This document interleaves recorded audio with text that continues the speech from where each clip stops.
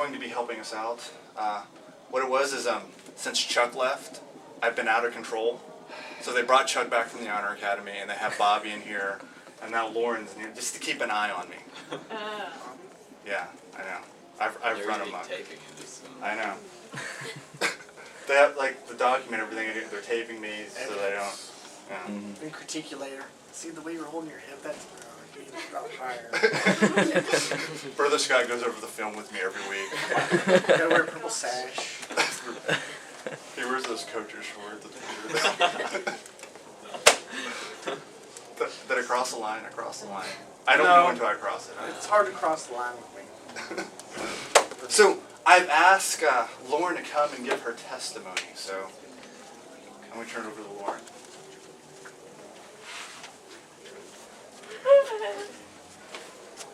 Alright, so let's see. I guess I'll start with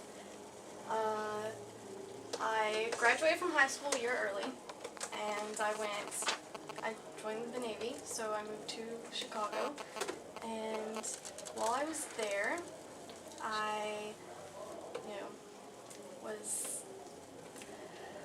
I'm one of those people that everything has to be black and white. I have to have rules and like follow them. Well, you think that would be the perfect place for someone like that is the military, but these days it's not, because the military is just random chaos pretty much. Really? Yes. There was like no rules in the barracks that I was in, and I was in a room smaller than this with 4 lesbians. So I was very unhappy, needless to say.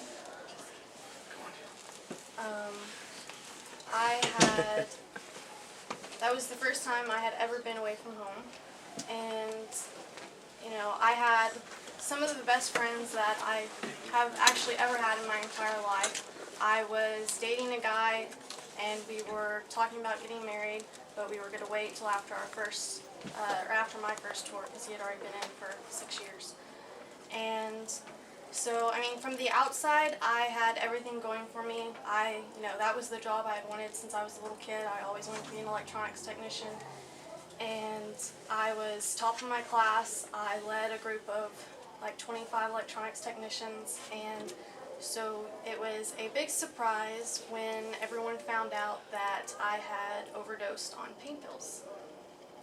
And because from the outside everything looked great, but I was completely lonely. I had all these people around me that loved me, but to me, it was just, I didn't have any feelings. I was just numb to everything around me. And so I called home when I finally did wake up, about 2 days after I had taken tons of pain pills, because I had broken my knee, so I had a endless supply of pain pills. So when I woke up, I had called my parents and told them what had happened, and I was taken off base by my friends, and then my mom, being the loving mother that she was, she wanted me to get help, so she took it upon herself to call the highest person on base and got them on the telephone and told them that I had overdosed on pills. So they came looking for me and took me back to base. They took me to the emergency room where I was checked out, and when it was decided that I wasn't going to die, that I just needed some medicine and to get the stuff out of my system, and they took me to a mental institution where I spent 4 days. Yeah, let me tell you, that's really not fun. I was put on suicide watch, so I couldn't have bed sheets, I couldn't have any strings. I had to take all the strings out of my tennis shoes and clothes. I was only given 1 pair of clothes so that I couldn't, do anything with other clothes. I met with 5 different psychologists every day. They had to evaluate me and see if I could stay in the military or not. And so after 4 days of being in the mental institution, it was decided that I wasn't a threat to myself or anyone else anymore, that I was just unhappy and I could go back to work. So they shipped me back over to my base, and I went back to work. I had a meeting with our head electronics technician on base, and he asked me what I would do if I wasn't in the military, and I said I would go back to college. And he laughed at me and told me that if I ever went back home, I wouldn't amount to anything. So he put in that I couldn't go. He told me to go back to work and everything would be fine, that things would just work itself out. So I went back to work. And 2 weeks later, 2 police bust into my classroom where I was teaching and asked me why I wasn't in court. And I, didn't have any idea what they were talking about. But apparently an officer had walked by a desk that my file was on and opened it up and decided that I didn't need to be in the military.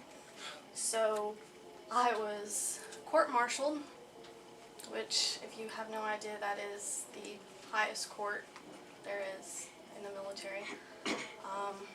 So when I was court-martialed, they asked me if I wanted to stay in or not.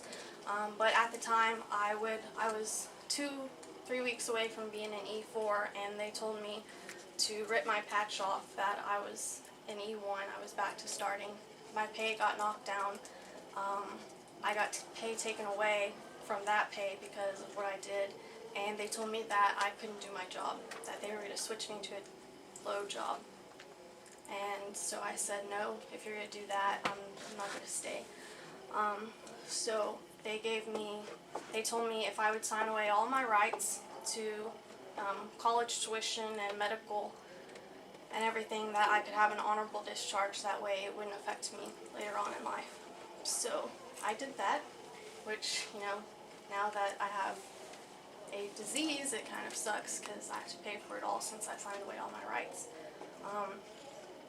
But I went through the discharge process, but they don't let you leave right after you sign the papers. I had to wear a green tag on all of my uniforms everywhere I went around base because they wanted everyone to know that I had gotten in trouble.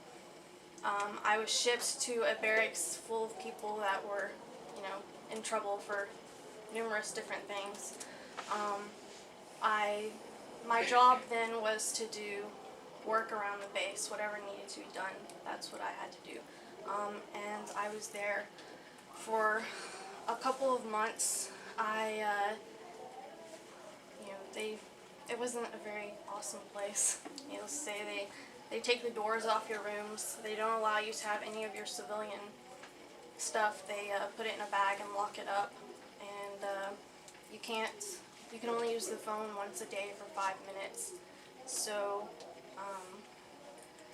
I finally got out of there like a month and a half later, and I flew back home, and my parents picked me up at the airport. And they then told me that the rest of the family didn't know why I was home. Because I broke my knee, they just told them that it was because of my knee. Because they didn't want me walking around with everyone questioning everything I did and looking at me, wondering when I was going to crack. So actually still to this day, my family doesn't know why I'm out of the military. They still think it's because of my knee. So I really just, kept with that lie and just told everyone that that's why I was out. And if you've ever hidden a lie from your parents and you've told them something for a long time, think about having to tell that to the entire world. And, only your parents know that you're lying when you tell someone why you're in the military. So I was even more lonely when I came home because, I'm walking around living a big lie. And so I met some friends that weren't really great people, and I started drinking, and I pretty much became an alcoholic. There wasn't a time that I wasn't drinking. I would wake up at 10 o'clock noon, and the first thing I would go to is the fridge and grab a beer and start drinking. I did numerous stupid things. I would drive while drunk. I would let people drive me around while we had all been drinking. Needless to say, I didn't have